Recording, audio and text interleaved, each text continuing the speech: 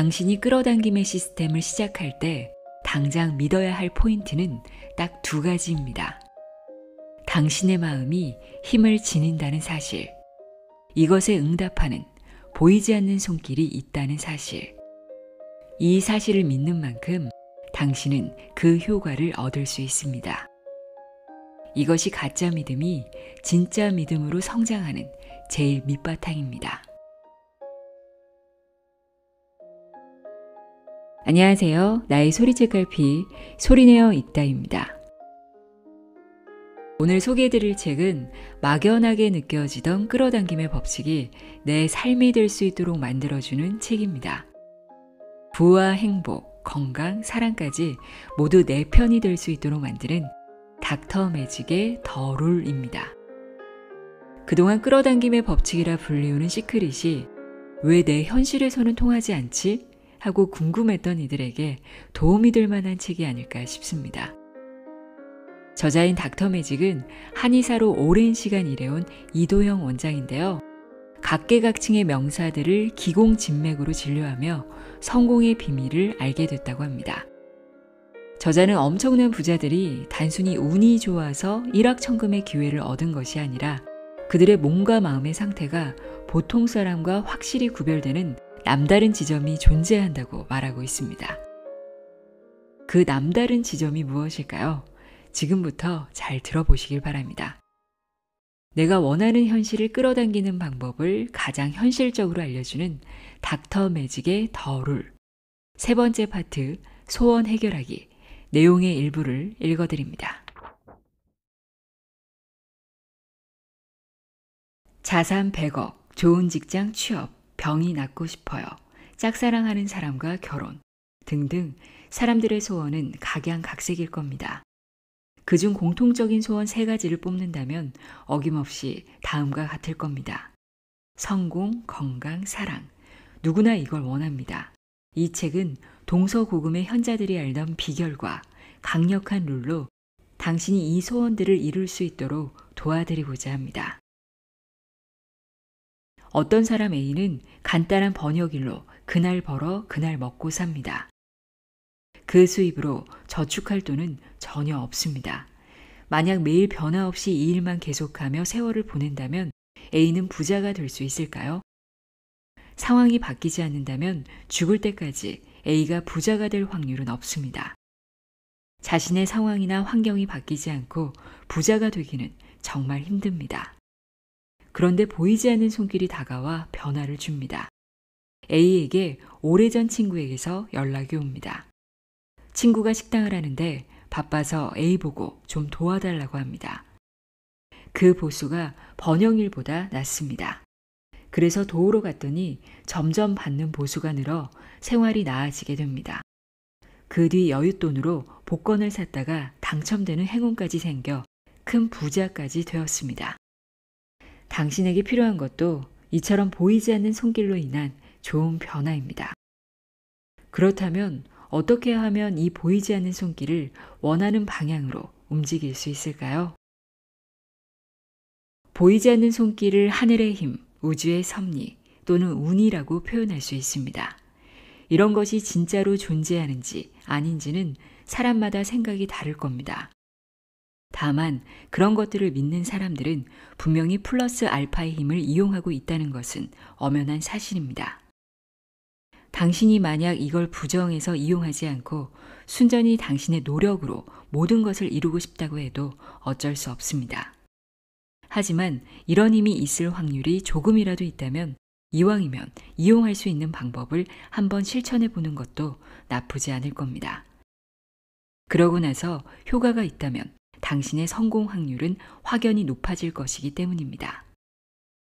끌어당김의 법칙은 얼핏 보면 비과학적이고 미신 같지만 진짜로 된다고 하면 얼마나 매력적인 주장입니까?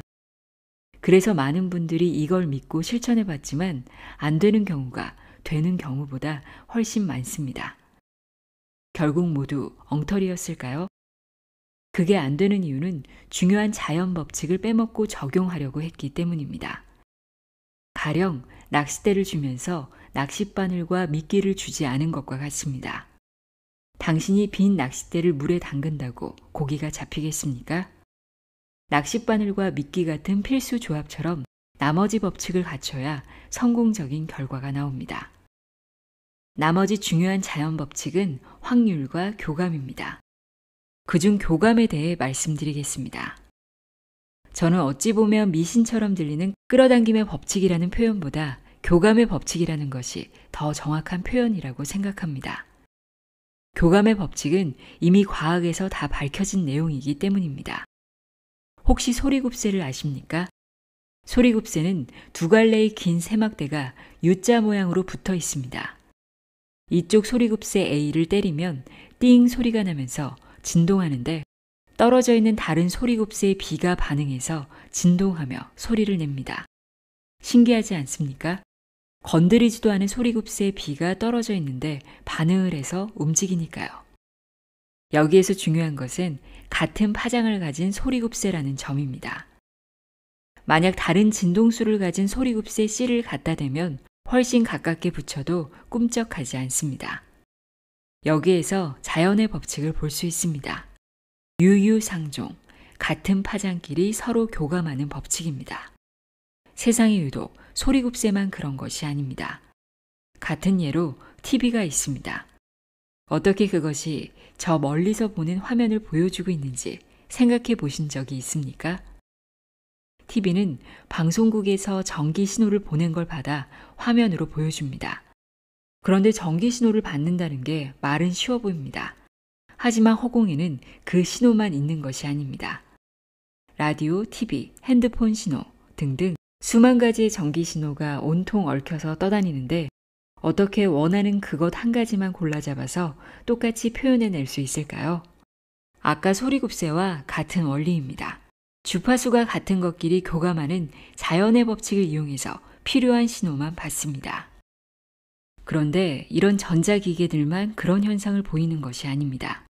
우주 전체의 모든 물질과 존재는 파장이 같은 진동수에 반응하게 되어 있습니다. 왜냐하면 물질은 모두 파장으로 이루어져 있기 때문입니다. 우리 몸에도 전자기장이 존재하고 지금도 당신의 몸은 끊임없이 전자기장을 발산하고 있습니다. 뇌파 역시 파장을 발산하고 있습니다. 파장이 같은 진동수에 공명하는 것은 예외가 없는 우주의 법칙입니다. 여기에서 중요한 비결은 주파수 채널을 맞추는 것입니다. 당신이 잡념을 가질 때의 뇌파로 다른 소원을 빌거나 기도해봐야 별 소용이 없다는 말입니다. 주파수를 바꿔야 합니다. 우리의 뇌파는 낮은 주파수 뇌파, 일반 뇌파, 높은 주파수 뇌파로 이루어졌습니다. 낮은 주파수는 고요함이며 일반 뇌파는 잡념입니다.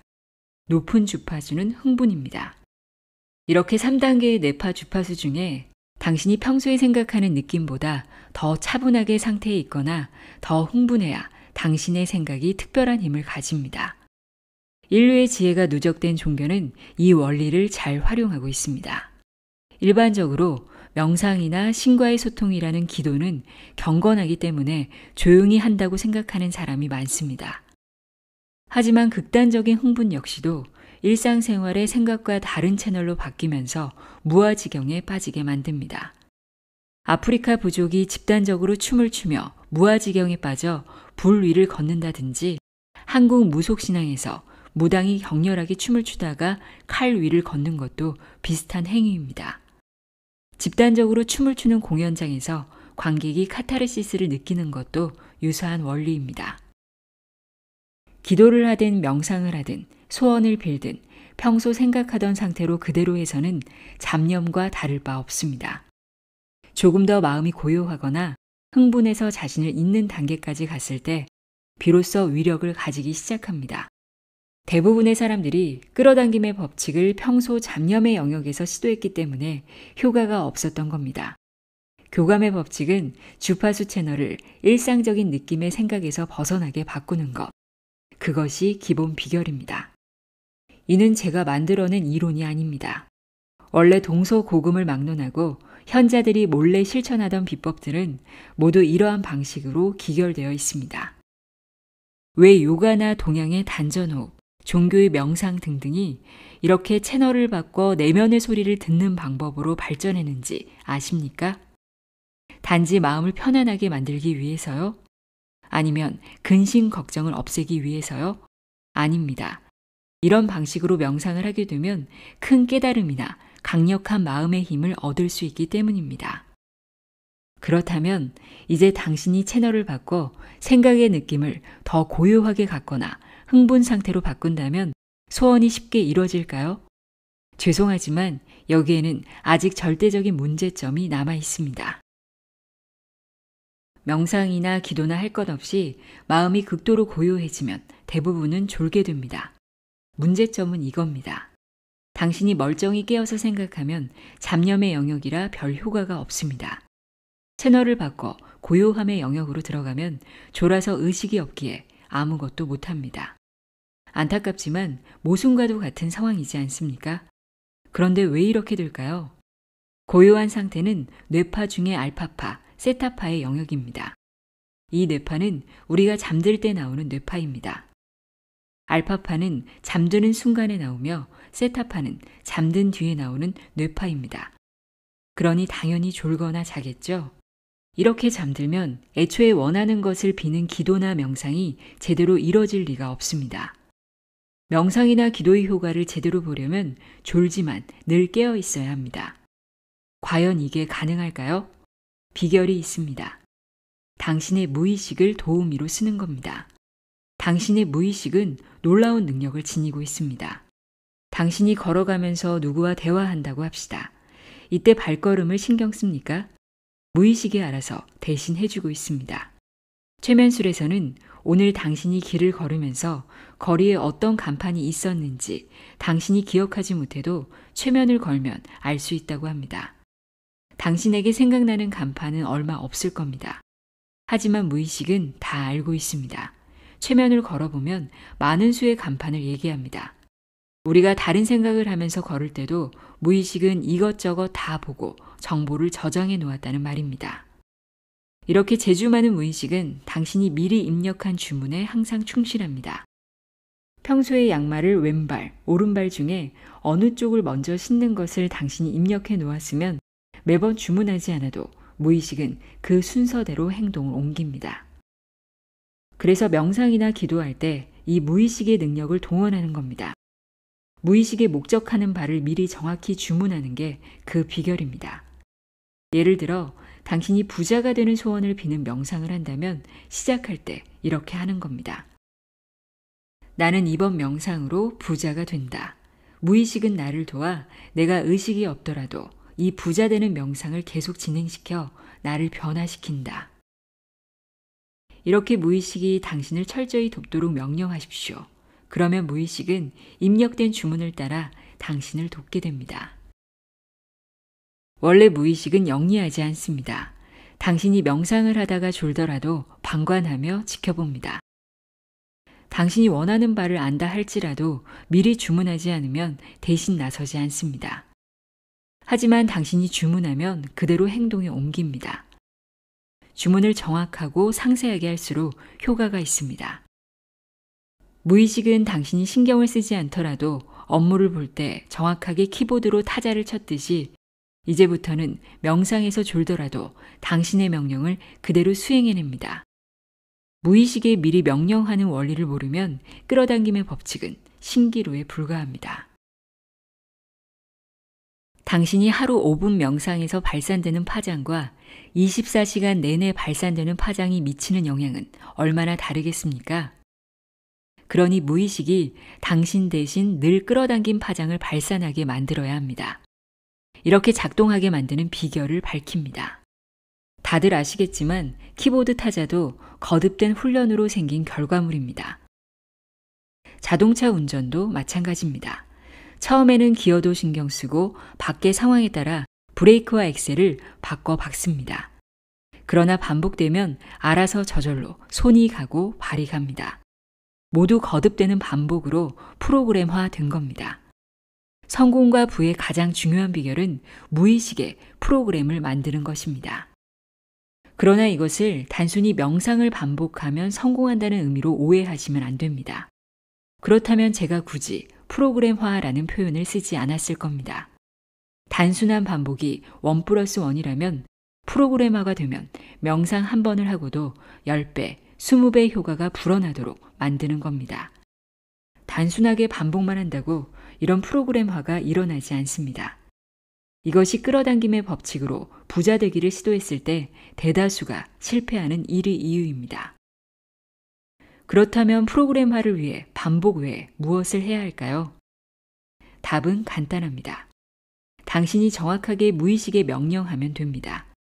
무의식에 상상이 한 번에 흩어지지 않고 반복할 때마다 서로 얽혀서 프로그램화가 되길 원한다고 명령만 내리면 됩니다. 잠시 자연의 원리를 보기 위해 까치집을 예로 들겠습니다. 나무나 전봇대에 있는 까치집을 보신 적이 있습니까? 나뭇가지를 아무렇게나 꽂아놓은 것처럼 보이는 이 집은 언제라도 무너질 듯 보입니다.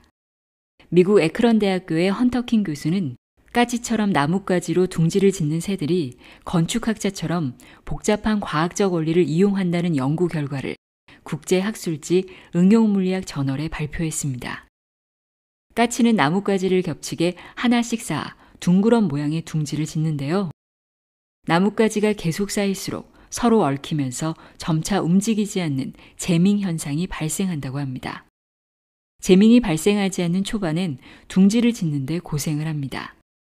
나뭇가지를 막대기 사이에 계속해서 올려봐야 금방 땅으로 떨어지기 때문입니다.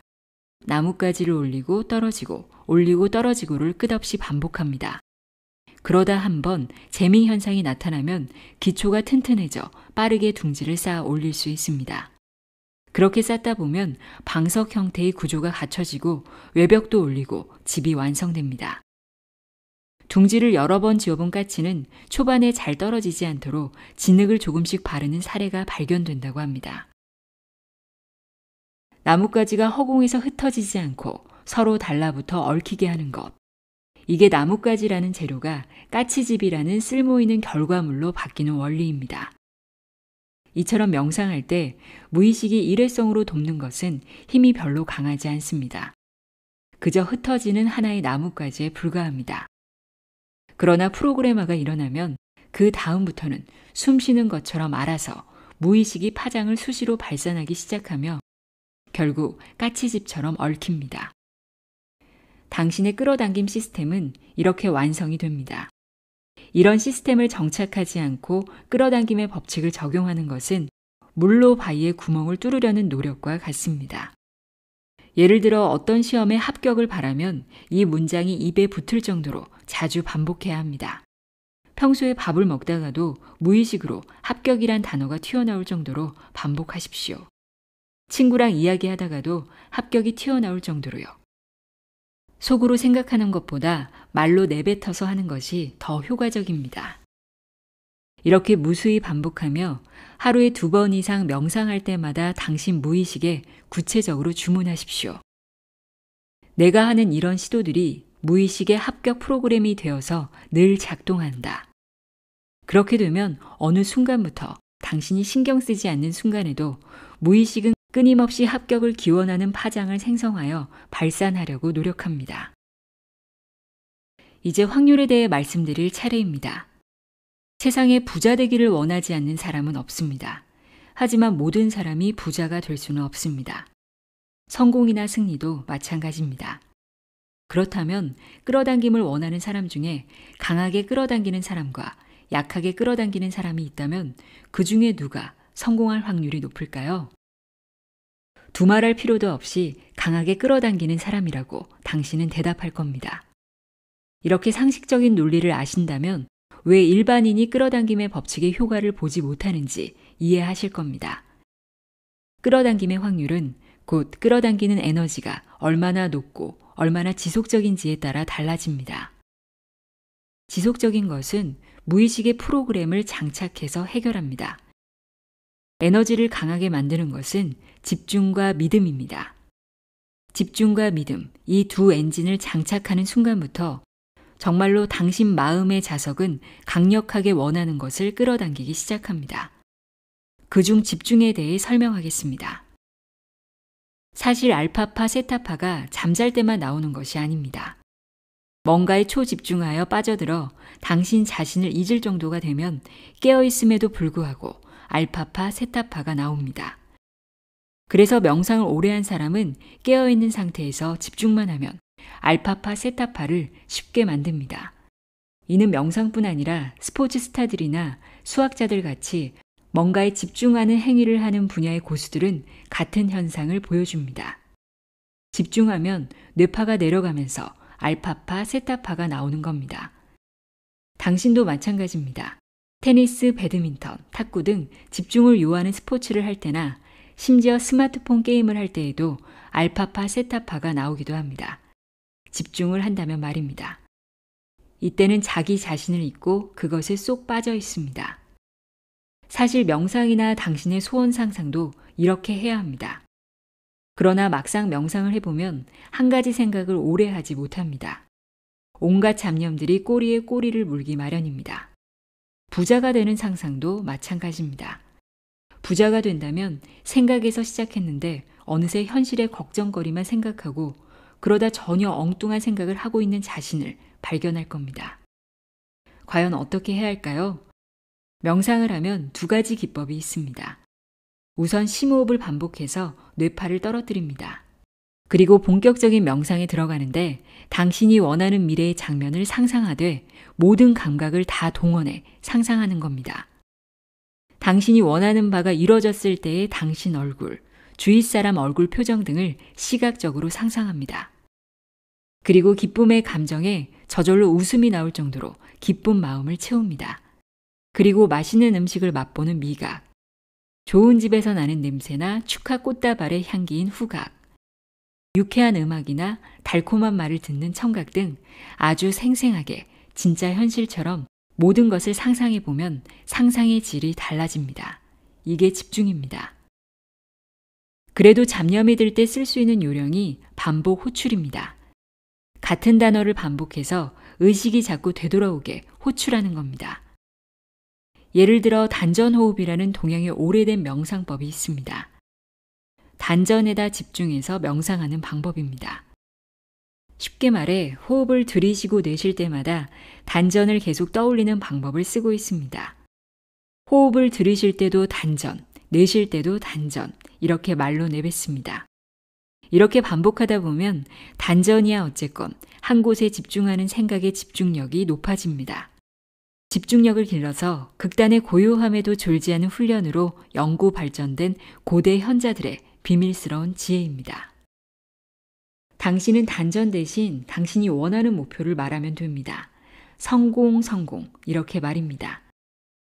당신이 원하는 어떤 주제든 상관없습니다. 계속 그 단어를 몇 초 간격으로 반복하는 겁니다. 이 두 가지 요령이면 점차 당신이 명상할 때 집중은 충분히 좋아집니다. 믿음. 당신이 예상하는 것보다 믿음은 아주 강력한 힘을 지녔습니다.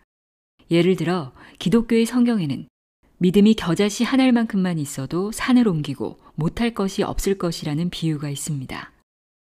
겨자씨 크기가 좁쌀의 10분의 1 정도로 1에서 2mm에 불과하다니 거의 먼지 크기 수준입니다. 그래서 세상에서 제일 작은 씨앗이라고 불린다고 합니다. 지혜의 경전인 성경에서도 먼지만큼 작은 믿음이 현실에서 불가능한 일을 가능하게 할 수 있다라고 유난히 강조를 하고 있습니다. 당신이 믿음을 가지고 말만 내뱉어도 산도 옮길 수 있다는 정도로 과장에 과장을 해서요. 왜 그랬을까요?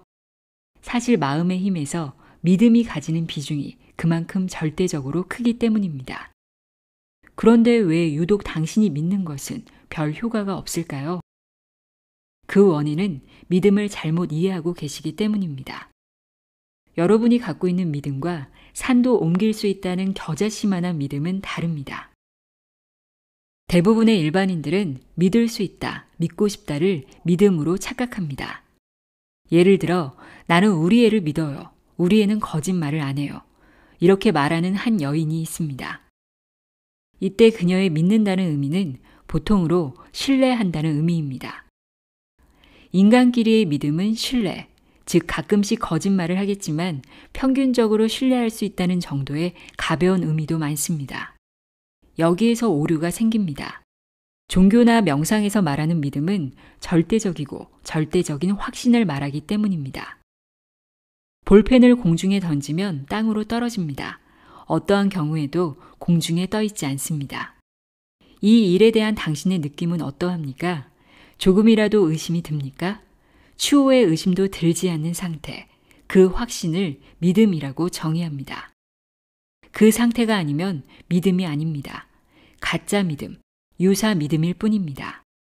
흔히 종교에서 기도할 때 이 병이 낫게 됨을 믿습니다. 라고 말합니다. 특히 불치병 환자는 더욱 간절하게 기도합니다. 과연 그 사람은 진심으로 병이 낫게 됨을 믿고 있을까요? 추호의 의심, 0.001%도 병이 안 나을까 걱정 없는 확신하는 상태일까요? 그러나 대부분은 병이 나았으면 좋겠습니다 라는 희망의 다른 표현에 불과합니다. 속마음을 들여다보면 병이 낫지 않으면 큰일 난다는 공포심이 가득 차서 절망하고 있는 경우도 많습니다. 정말 믿는다면서 왜 절망할까요? 왜 공포를 느낄까요? 어차피 낫는다는 것을 확신하는데, 그러니 스스로를 속이고 있을 뿐입니다. 믿는 것이 아니라 믿고 싶다는 것이며, 그리 안 되면 큰일 나니 무섭다는 심정의 또 다른 표현일 뿐입니다. 정말 간절하게 기도하는 이의 속마음은 두렵기 때문에 병이 낫길 더 간절히 기도하는 겁니다. 즉, 밖으로 드러나는 것은 긍정적이지만 속마음에는 부정적인 것이 더 강력하게 자리 잡았다는 얘기입니다. 실제로는 믿지 않고 있는 것입니다. 다만 믿고 싶을 뿐입니다. 그리고 이런 가짜 믿음은 기적을 만들지 못합니다. 나는 부자가 된다고 외치면서 될까? 조금 힘들 것 같은데? 이런 심정으로 명상이나 상상하는 것이 위력이 있을 리가 없습니다. 자기 스스로도 믿지 않는데 속에서 어떻게 성공의 파장이 나가겠습니까? 앞에서 파장은 유유상종이라고 했습니다. 무의식 속에 불신의 마음이 있는 상태로 기원하면 당연히 유유상종의 교감이 결코 일어나질 않습니다. 그러니 당신이 끌어당김의 효과를 보고 싶다면 반드시 믿어야 합니다. 이게 끌어당김의 효과를 볼 수 있는 마지막 엔진입니다. 이 믿음의 에너지를 장착하고 당신이 명상이나 상상, 기도 등을 한다면 지금보다 훨씬 강력한 힘을 발휘해 성공으로 한 걸음 더 가까이 다가갈 것입니다. 믿음이 철저히 의심 없는 상태라 한다면 그건 처음부터 저절로 생기는 것이 아닙니다. 내가 부자가 된다고 믿는 것이 자기암시를 통해 가능하긴 합니다. 그러나 자기암시만으로 철저히 믿는 것은 결국 스스로를 속이는 거짓입니다. 진짜 믿음은 단순한 암시가 아니라 스스로 납득하고 스스로 신뢰하는 과정이 쌓여서 생기는 겁니다. 볼펜을 떨어뜨리면 땅에 떨어진다는 것은 당신이 태어난 뒤로 수없이 본 경험이 누적되어 생긴 확신입니다. 이처럼 당신이 뭔가를 믿는 것은 누적되는 경험이나 깨달음이 꼭 필요합니다. 당신이 소원을 이루고 싶다면 우선 작은 성공을 목표로 하는 명상부터 시작하세요. 그것이 성공하는 것을 보면 점차 진짜 믿음이 성장하게 됩니다. 가령 처음부터 100억 원을 지닌 갑부가 된다는 거창한 목표를 세워봐야 이뤄지기가 힘듭니다. 처음에는 내가 하루에 얼마의 금액만 지출한다, 이번 달에 얼마를 모은다와 같이 실현이 쉬운 목표를 세우고 믿으세요. 큰 목표는 내면에 깔아두고 우선 작은 목표에만 시선을 집중하세요.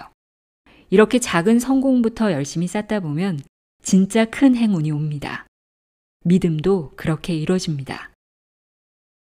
어떤 사람이 가진 주식이 폭락을 합니다.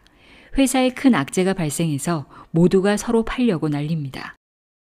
그런데 당신 혼자만 주가가 오른다고 철저히 믿습니다. 그렇다고 해서 그게 진짜로 실현될까요? 그건 망상입니다. 믿음은 맹목적이 아니라 누적되는 경험과 깨달음을 기반으로 한다고 했습니다. 부디 현명한 판단력을 반드시 가지고 믿음을 키워나가야 합니다. 작은 성공부터 쌓아가라는 것에 동의는 하지만 만약 당신이 그래도 좀 더 빠른 성공을 원한다면 가능한 요령이 있습니다. 말이 갖는 에너지를 이용하는 겁니다. 말은 생각이 담긴 파장으로서 힘을 발휘합니다. 당신이 명상으로 소원을 상상할 때 그것이 이미 이뤄진 미래로 말을 확정지어 말하는 겁니다. 가령 통장에 1,000만 원을 모으는 것을 원한다면 내 통장에 1,000만 원이 생겼다. 나는 세상에 대단히 감사한다. 이렇게 말하는 것이 그 요령입니다.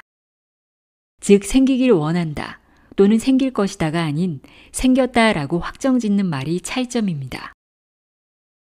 이때 집중의 원리를 응용해 그에 맞는 감각까지 가져오면 더욱 좋습니다. 그 목표가 이뤄졌을 때 어떤 느낌일지, 신나는 기분과 통장을 만지는 촉감, 구체적인 상황을 상상하세요. 마치 철저히 믿는 것과 유사한 반응이 우리 우주에는 일어납니다. 마음의 힘이 움직이기 시작하고 보이지 않는 손길도 움직이기 시작하는 겁니다. 이제 정말로 끌어당김의 법칙의 시스템이 다 갖춰졌습니다. 당신이 이 원리대로 노력만 한다면 성공의 확률, 부자 될 확률은 갈수록 높아질 겁니다. 나의 소리책 갈피 소리내어 읽다였습니다.